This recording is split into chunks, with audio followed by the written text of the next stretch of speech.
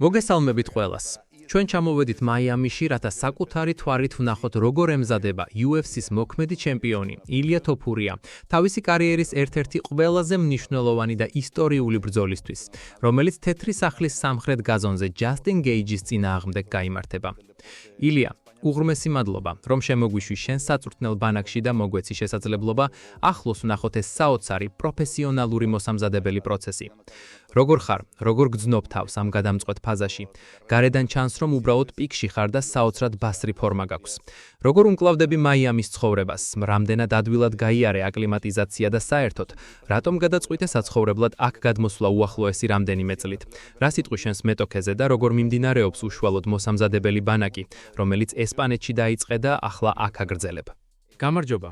მიხარია თქვენი ნახვა და მოხარული ვარ, რომ ჩემთან ერთად ხართ. სიმართლე გითხრათ, მეც ზუსტად იმავეს ვგრძნობ, რასაც თქვენ გარედან ხედავთ. ჯასტინ გეიჯის მართლაც სერიოზული პრობლემები აქვს და ძალიან რთული ღამე ელოდება. ახლა ჩემი ცხოვრებისა და პროფესიონალური კარიერის საუკეთესო პერიოდში ვარ. ფიზიკურადაც და მენტალურადაც იმდენად მზად ვარ, რომ მოუთმენლად ველოდები იმ მომენტს, როდის შევაბიჯები ოქტაგონზე.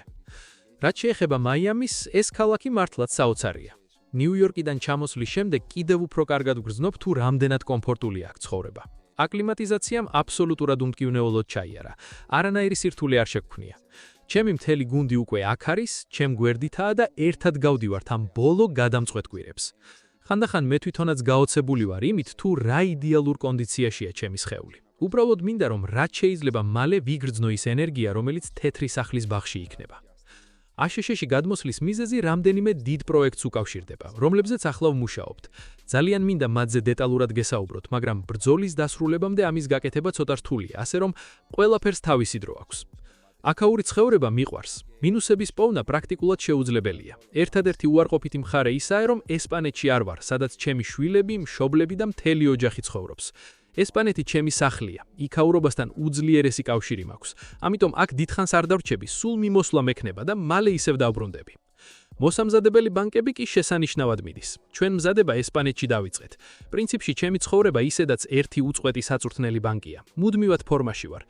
თუმცა როგორც კი მეტოქის ვინაობა ოფიციალურად დასტურდება, ვარჯიშები უფრო სპეციფიკური ხდება და კონკრეტულ დეტალებზე ვფოკუსირდებით.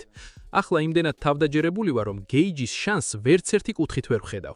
რასაკვირველია, ეს ბრძოლაა და სპორტის ამ სახეობაში ყველაფერი ხდება. ერთმა დარტყმამ შეიძლება ყველაფერი შეცვალოს, მაგრამ ჩვენ ყველაფერი გათვლილი გვაქვს. გასაგებია, ილია. შენ ახსენე, რომ ბრძოლაში ერთი დარტყმაც კი წყვეტს ყველაფერს და ხშირად სწორედ იღბალი ან ბრმა შემთხვევა ცვლის მოვლენების მიმდინარეობას. თუმცა, შენი საოცარი თავდაჯერებულობიდან გამომდინარე, საინტერესოა, როგორ აპირებ უშუალოდ ოქტაგონზე ამ რისკების მინიმუმამდე დაყვანას.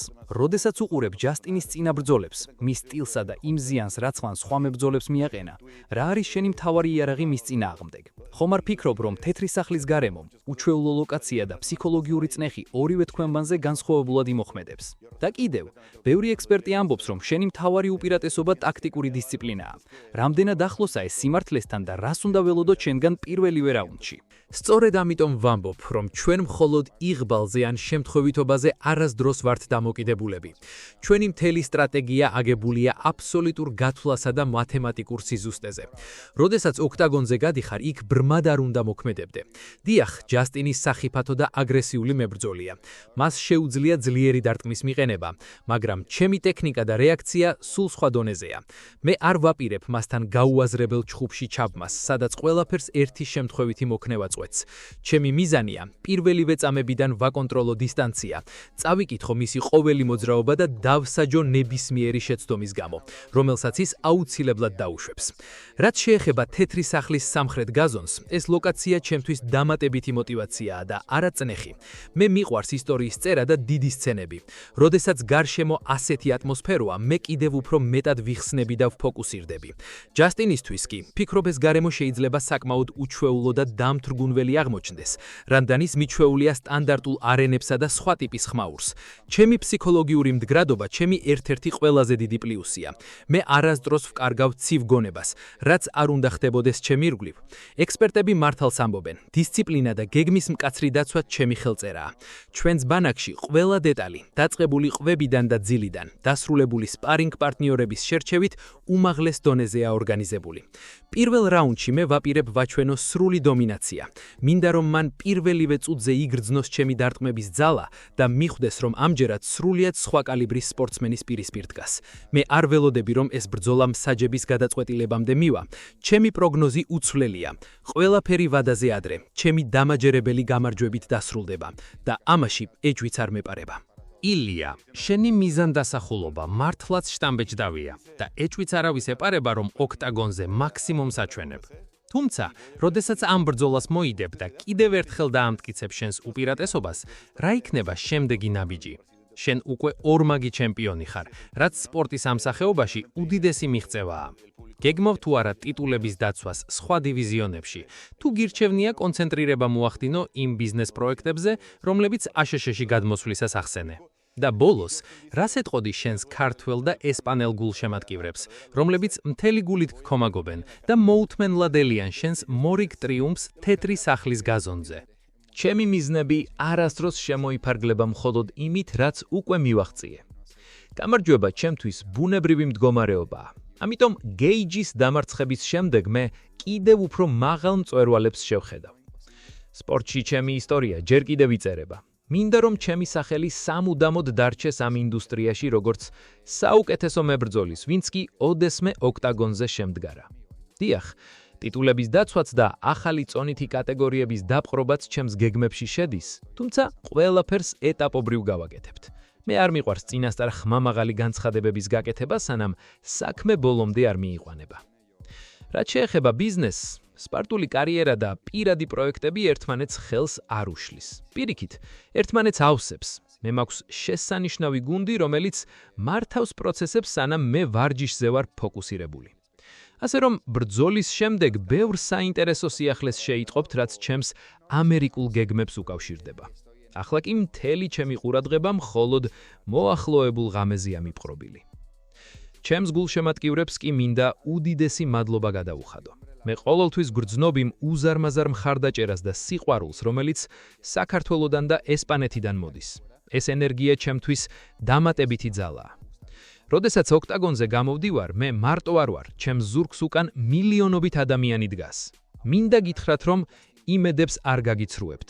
მოემზადეთ საოცარი სანახალობისთვის. ჩვენ ერთად კიდევ ერთხელ დავწერთ ისტორიას და გამარჯვებას სახლში წამოვიღებთ. შევხვდებით ბრძოლაზე. ილია, მოდი პირდაპირ თქვათ, ხალხს საინტერესებს არა მხოლოდ ვარჯიში, არამედ ნამდვილი ომი და სისხლი. ჯასტინ გეიჯი ამბობს, რომ შენ მხოლოდ ლაპარაკი იცი და ოქტაგონზე შენ სამეფო ილუზიას დაამსხვრევს. ის გპირდება, რომ ისეთ ჯოჯოხეთს მოგიწყობს, როგორიც კარიერაში არ გინახავს. ექსპერტების ნაწილიც ფიქრობს, რომ შენი თავდაჯარებულობა უკვე ქედმაღლობაში გადადის და ესპანეთში თუ მაიამიში ზედმეტად გაერთე მედიითა და ბიზნესით, სანამ გეიჯი დარბაზში სისხლს ხრის. რას უპასუხებ ამ კრიტიკას? მართლა გჯერა, რომ მას პირველივე რაუნდში გაანადგურებ, თუ ეს უბრალოდ შოუს ნაწილი და ფსიქოლოგიური თამაშია, რომ მებრძოლი წონასწორობიდან გამოიყვანო. დაანახე მაყურებელს ნამდვილი ცეცხლი. სასაცილოა იმის მოსმენა, რომ გეიჯი ჩემს განადგურებაზე ლაპარაკობს. ეს ადამიანი უბრალოდ თავის თავს ატყუებს, რათა შიშისგან გული არ გაუსხდეს. მან კარგად იცის ვინც ვარ. რა ჯოჯოხეთზე მელაპარაკება? ერთადერთი, ვინც იმ ღამეს ჯოჯოხეთში აღმოჩნდება თავად ჯასტინია. ის ამბობს, რომ მე ბევრს ვლაპარაკობ, მაგრამ ჩემი ყოველი სიტყვა საქმით მაქვს დამტკიცებული. მე ოქტაგონზე არავის ვეთამაშები. როდესაც ჩემს თვალებში უყურებენ იქ სიკვდილს ხედავენ და გეიჯიც ამას იგრძნობს პირველივე წამიდან, როგორც კი ჩემს დარტყმას სახეში მიიღებს. რაც შეეხება ბიზნესსა და მედიას, ეს ჩემი დონეა. მე არ ვარ უბრალოდ მებრძოლი, რომელიც დარბაზში ცხოვრობს, იმიტომ რომ სხვა არაფერი შეუძლია. მე ვარ ჩემპიონი, ბიზნესმენი, ვარსკვლავი. სანამ ის დარბაზში ბრმად თავს იკლავს, მე ინტელექტით ვმუშაობ. ჩემი ვარჯიში არის მეცნიერება, მისი კი უაზრო ხორცსაკები. ის უკვე მორალურად გატეხილია. მისი სტილი მოძველდა და ის მხოლოდ წინ მიდის და დარტყმებს იღებს. ჩემთან ეს ნომერი არ გაუვა, მე მას უბრალოდ ნაწილებად დავშლი. ეს არ არის ფსიქოლოგიური თამაში, ეს რეალობაა. პირველ რაუნდში ჩემი მიზანია არა უბრალოდ მოგება, არამედ მისი სრული დემორალიზება და განადგურება. მინდა რომ თელმა სამყარომ ნახოს, როგორ ითხოვს რეფერისგან შველას UFC-ს ერთ-ერთი ყველაზე საშიში იმიჯის მქონე მებრძოლი. ჩემს ქართველ და ესპანელ ფანებს კი ვეტყვი, მოემზადეთ ნამდვილი დასჯის შოუსთვის. თეთრ სახლში გაზონი ჯასტინის სისხლით შეიღებება. მე მას ოქტაგონიდან ცოცხალს არ გაუშვებ და ჩემს ქამრებს სისხლით მოვრწყავ. ის ჩემი ჩრდილიც კი არ გახდება.